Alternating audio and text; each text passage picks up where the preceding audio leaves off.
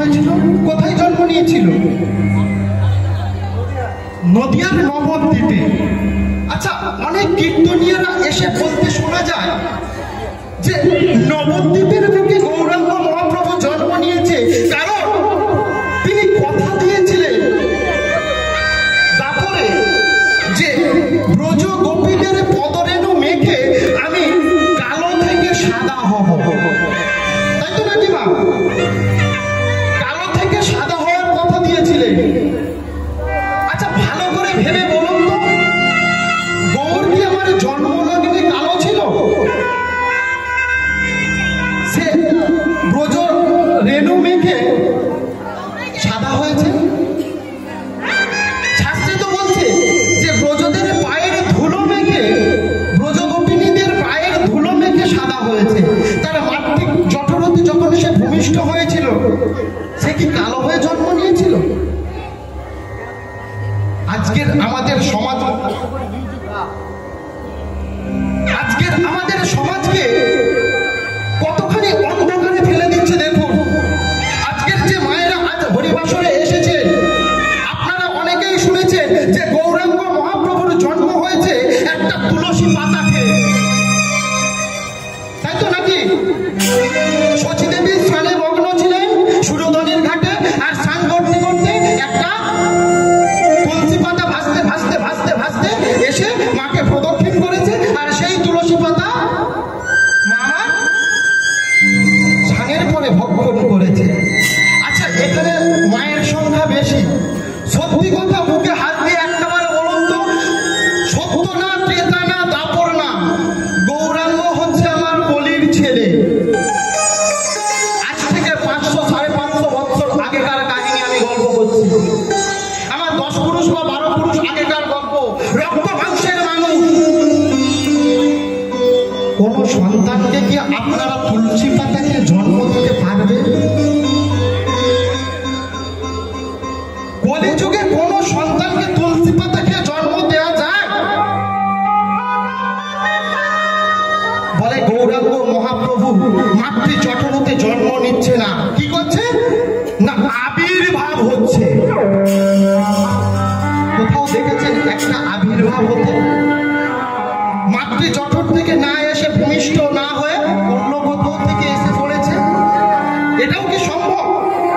তাহলে আজকের আমাদের জানতে হবে কিছু সত্য কথা, আমাদেরকে জানতে হবে যে কথাগুলো আমরা এতদিনে শুনে আসছি, এই কথাগুলোকে একটু হলেও চাপা দিয়ে আমাদেরকে জানতে হবে যে আসলে সত্য কোনগুলো।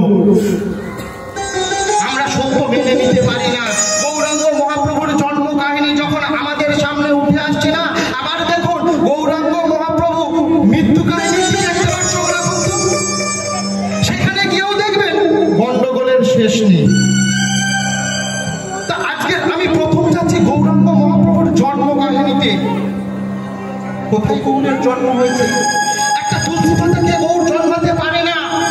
সে রক্ত মাংসের মানুষ, সে আমার আপনাদের মতো মানুষ। সে নিশ্চয়ই মাতৃ জঠর হতে যখন জন্ম নিয়েছে, ভূমিষ্ঠ হয়েছে, তাহলে তার জন্ম কাহিনী অন্য কোথাও আছে। আজকের গ্রন্থগুলো আমাদের সামনে তুলে দেওয়া হলো একের পর এক মিথ্যা বলে। আজকের সমাজটাকে কত অন্ধকারাচ্ছন্ন করে দিচ্ছে দেখুন, সমাজের মায়েদের কত অন্ধকারে পিছিয়ে দিচ্ছে দেখুন। যে গ্রন্থগুলোকে আমরা মাথায় তুলে নাচ্ছি, এক এক করে ধর্মগ্রন্থ বলে যাকে আমরা পূজা করছি, সেই গ্রন্থগুলোতে কোথাও একটা দেখাতে পারবেন নারী শিক্ষার কোনো একটা কথা আছে? আজকের আসরে 1/4 বাবা নেই, আছেন কিন্তু মা।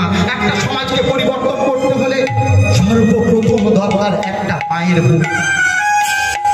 একটা বাড়িতে একটা মা যদি সজাগ থাকে, একটা মা যদি শিক্ষিত হন, সেই সমাজ কিন্তু, সেই পরিবার কিন্তু আর পিছিয়ে থাকে। ধীরে ধীরে পরিবর্তনের বন্যায় ভাসতে থাকে, তারা ধীরে ধীরে পরিবর্তিত হতে থাকে। আজকের আপনার পাশের বাড়ির দিকে তাকিয়ে দেখুন, যে বাড়িতে মা সচেতন, যেই বাড়িতে মা শিক্ষিত, সেই বাড়ির সন্তানগুলো কেমন পথে চলেছে। আজকের নারী শিক্ষা সব থেকে আগে দরকার।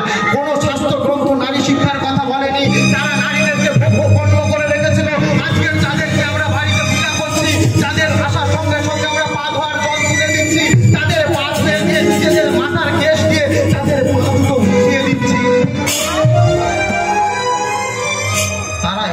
সময় নারীদেরকে ভোগ্য পণ্য বলে জানে।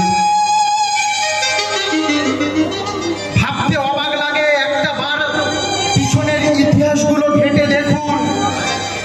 যাদেরকে নিয়ে আমরা এত লাফালাফি করছি, আমাদের ধর্মের ওপরে যাদের স্থান দিয়ে রেখে দিয়েছে, বর্ণ বিদ্বেষ করে যারা রেখে দিয়েছে, আজকের আমাদের ধর্মে যারা চারটে বিভাজন করেছে, সেই ব্রাহ্মণ, ক্ষত্রিয়, বৈশ্য, শূদ্র, সেই ব্রাহ্মণ সমাজের দিকে একবার তাকিয়ে দেখুন, কত অত্যাচারে, কত নির্যাতন করে বেরিয়েছে আপনাদের ওপর।